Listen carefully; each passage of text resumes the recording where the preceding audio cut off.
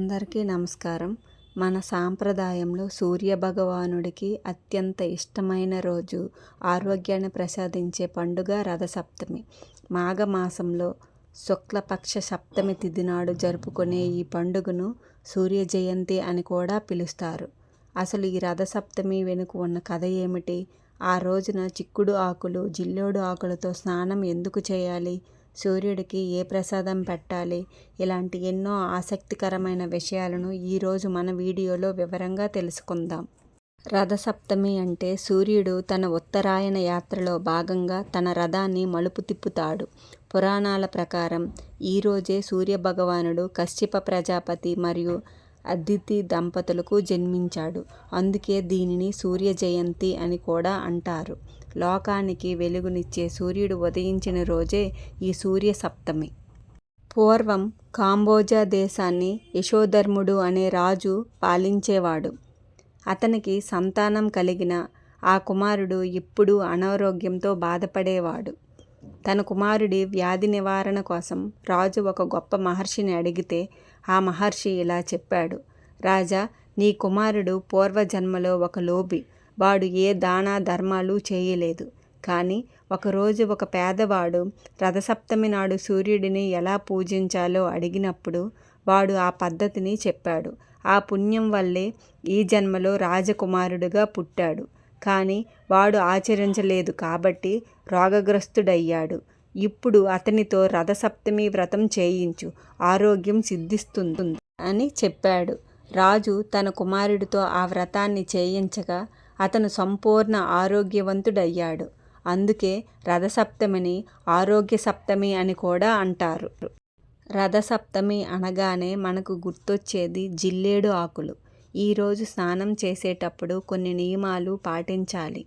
7 జిల్లేడు ఆకులను తీసుకొని తల మీద ఒకటి, 2 భుజాల మీద, 2 మోకాళ్ళ మీద, 2 పాదాల మీద పెట్టుకొని స్నానం చేయాలి.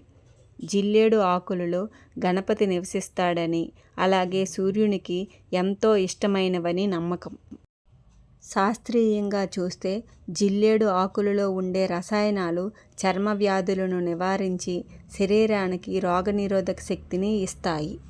స్నానం చేసేటప్పుడు మనం ఈ విధంగా కోరుకోవాలి: గత 7 జన్మలలో నేను చేసిన పాపాలు, దానివల్ల కలిగే రోగాలు ఈ సప్తమి స్నానంతో తొలగిపోవాలి అని కోరుకోవాలి. రథసప్తమి రోజున ఇంటి ముందు రంగురంగుల ముగ్గులు వేసి మధ్యలో చిక్కుడు కాయలతో రథంలాగా అమరుస్తారు. చిక్కుడు రథం కోసం చిక్కుడు కాయలను ఒకదానికొకటి గుచ్చి రథంలా తయారు చేసి అందులో సూర్యభగవానుడిని ప్రతిష్ఠిస్తారు.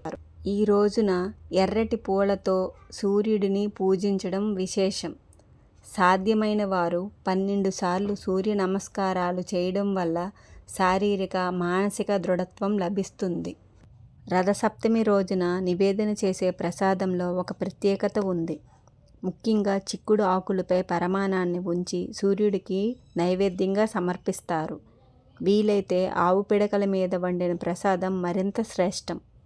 చిక్కుడు ఆకులలోని ఔషధ గుణాలు వేడి వేడి ప్రసాదంతో కలిసి మన శరీరానికి మేలు చేస్తాయి. సూర్యుడు లేనిదే జీవం లేదు. భూమి మీద ఉన్న సమస్త జీవరాశికి మూలం సూర్యరశ్మి. రథసప్తమి నాటి నుంచి ఎండలు పెరగడం మొదలవుతాయి. శరీరానికి అవసరమైన విటమిన్ డి ఈ సమయంలో సమృద్ధిగా లభిస్తుంది. అందుకే మన పెద్దలు సూర్యదేవుని ఆరాధనను ఒక పండుగలా మార్చి ప్రకృతితో మనల్ని మమేకం చేశారు. చూశారు కదా, రథసప్తమి కేవలం ఒక పండుగ మాత్రమే కాదు, అది ఆరోగ్యానికి మరియు ఆధ్యాత్మికతకు వారధి. ఈ రథసప్తమి రోజున మీరు కూడా సూర్య భగవానుడిని భక్తితో కొలిచి సంపూర్ణ ఆరోగ్యాన్ని పొందాలని కోరుకుంటున్నాను. మీకు ఈ వీడియో నచ్చినట్లయితే లైక్ చేయండి, స్నేహితులతో షేర్ చేయండి. ధన్యవాదములు. ఓం సూర్యాయ నమః.